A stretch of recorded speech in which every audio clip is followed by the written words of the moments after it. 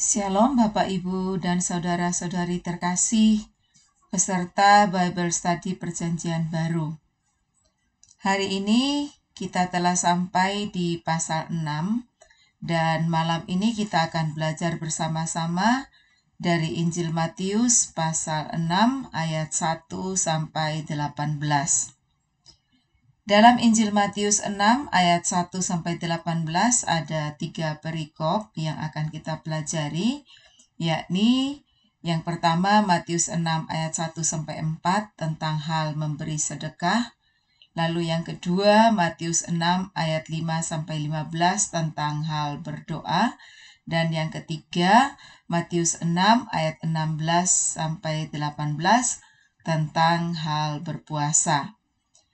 Perlu diketahui bahwa 3 hal ini, yakni memberi sedekah, berdoa, dan berpuasa, adalah hal yang biasa dilakukan oleh orang-orang Yahudi, karena ini merupakan bagian dari kewajiban agama untuk mereka lakukan.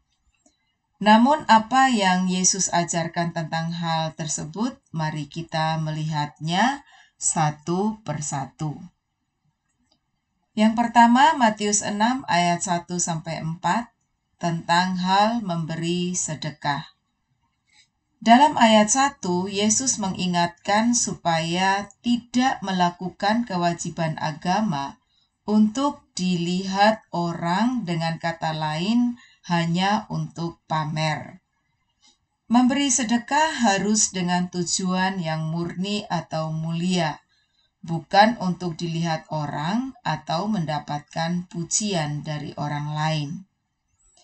Dalam ayat 3 lebih ditekankan lagi, jika seseorang memberi sedekah, janganlah diketahui tangan kiri.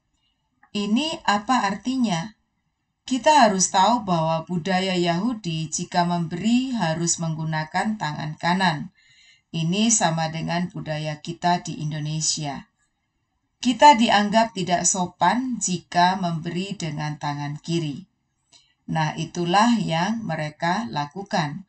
Pemberian yang baik diberikan dengan tangan yang baik dan tidak boleh diketahui oleh tangan kiri.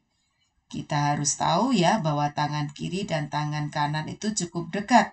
Artinya, kalau kita memberi, itu tidak boleh ada satupun yang tahu kecuali saya dengan Tuhan saja.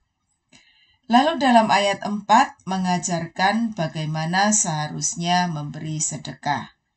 Memberi sedekah tidak perlu pamer, tidak perlu mendapatkan pujian dari orang lain, harus dilakukan dengan tersembunyi. Artinya dengan motivasi yang benar, yakni tidak mencari keuntungan pribadi atau kebanggaan diri. Tujuan memberi sedekah adalah menolong mereka yang membutuhkan, tanpa ingin dipuji orang lain. Jika motivasinya untuk dilihat orang, maka sesungguhnya kita sedang menyombongkan diri. Ada begitu banyak orang yang melakukan kebaikan atau sedekah hanya untuk kepentingan diri. Artinya, untuk dipuji orang sebagai orang yang baik, mencari penghargaan untuk diri sendiri. Dan Tuhan Yesus katakan itu merupakan bentuk kemunafikan. Munafik atau dengan kata lain hipokritai, ini mengacu pada seorang aktor atau pemain sandiwara. Orang yang sedang memberi sedekah dengan motivasi ingin dipuji adalah orang munafik, orang yang pura-pura baik. Tidak terlewatkan pula banyak orang Kristen pada zaman sekarang melakukan hal yang sama. Memberi sedekah supaya dipuji orang. Banyak orang yang memberi bantuan serta mengeksposnya untuk dilihat oleh banyak orang. Mari kita belajar dari apa yang Yesus ajarkan. Memberi bantuan ke orang lain atau orang yang membutuhkan tidak perlu dipamer, tidak perlu diekspos, tidak perlu dipuji orang. Jika pemberian yang kita berikan dilakukan secara tersembunyi, itu artinya kita punya motivasi yang benar atau mulia, maka Bapa di sorga yang melihat hal itu akan membalasnya. Sekalipun kita tahu bahwa Bapa di sorga akan membalas apa yang kita lakukan, tetap saja motivasi kita jangan untuk menerima balasan. Nah, kalau begitu, apa motivasi kita memberi sedekah? Motivasinya adalah karena saya telah lebih dahulu mendapatkan berkat Tuhan, maka saya pun belajar untuk menyalurkannya. Banyak mendapat, maka banyak pula memberi. Sedikit mendapat, ya tetap belajar untuk memberi. Kita tidak boleh menjadi orang yang kikir atau pelit, yang hanya memikirkan diri sendiri. Adalah wajib bagi kita untuk juga memperhatikan orang lain. Bila perlu, hematlah untuk diri sendiri, supaya bisa menjadi berkat bagi orang lain yang membutuhkan. Dan hendaklah kiranya sedekah yang kita berikan dilakukan dengan tulus, agar Bapa dipermuliakan lewat perbuatan kita. Amin. Lalu hal yang kedua yang kita pelajari adalah hal berdoa dari Injil Matius pasal 6 ayat 5-15. Ini merupakan pengajaran doa yang sempurna yang diajarkan Tuhan Yesus kepada murid-muridnya, termasuk bagi semua warga kerajaan Allah. Yesus mengawalinya dengan berkata, "Apabila kamu berdoa, janganlah berdoa seperti orang munafik. Jangan berdoa hanya untuk dilihat orang."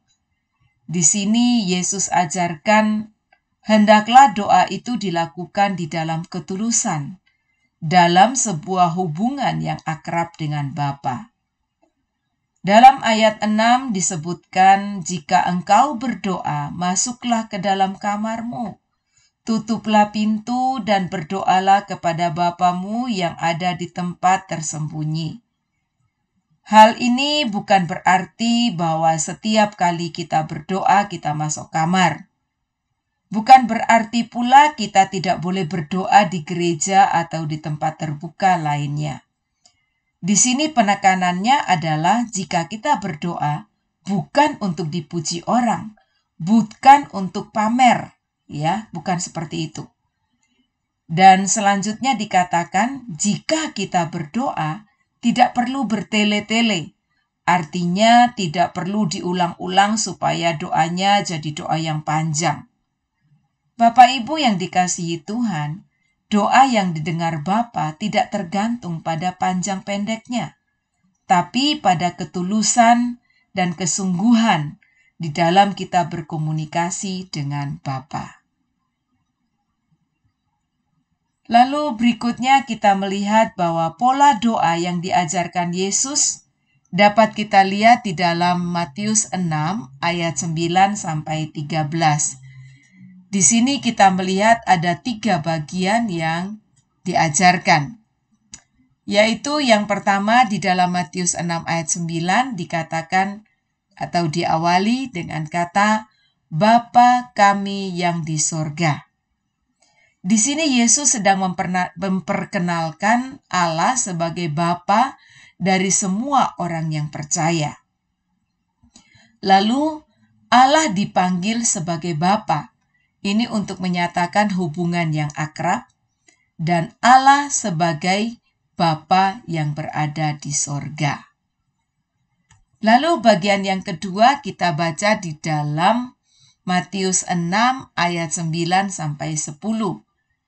Yaitu ada kata-kata dikuduskanlah namamu. Di sini menyatakan bahwa Allah sebagai pribadi yang kudus, yang layak ditinggikan, dihormati, dijunjung tinggi, dan ditempatkan pada tempat yang utama dan pertama dalam diri seorang percaya. Lalu kata, "Datanglah kerajaanmu." Di sini mengharapkan kehadiran kerajaan Allah terjadi di dalam diri orang percaya. Jadilah kehendakmu di bumi seperti di sorga. Ini bentuk ketergantungan dan penyerahan diri pada otoritas Allah sebagai Bapa dan menundukkan kehendak pribadi. Mengharapkan kehendak Bapa di sorga terjadi di bumi secara khusus dalam diri orang percaya. Sehingga setiap orang percaya melaksanakan kehendak Bapa. Lalu bagian yang ketiga kita lihat di dalam Matius 6 ayat 11 sampai 13. Berikanlah kami pada hari ini makanan kami yang secukupnya. Hal ini menunjukkan Allah sebagai Bapa. Dia adalah pemelihara kehidupan manusia. Berkat kehidupan manusia bergantung sepenuhnya kepada Allah.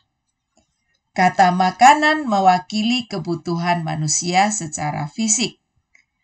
Allah sanggup untuk menyediakannya.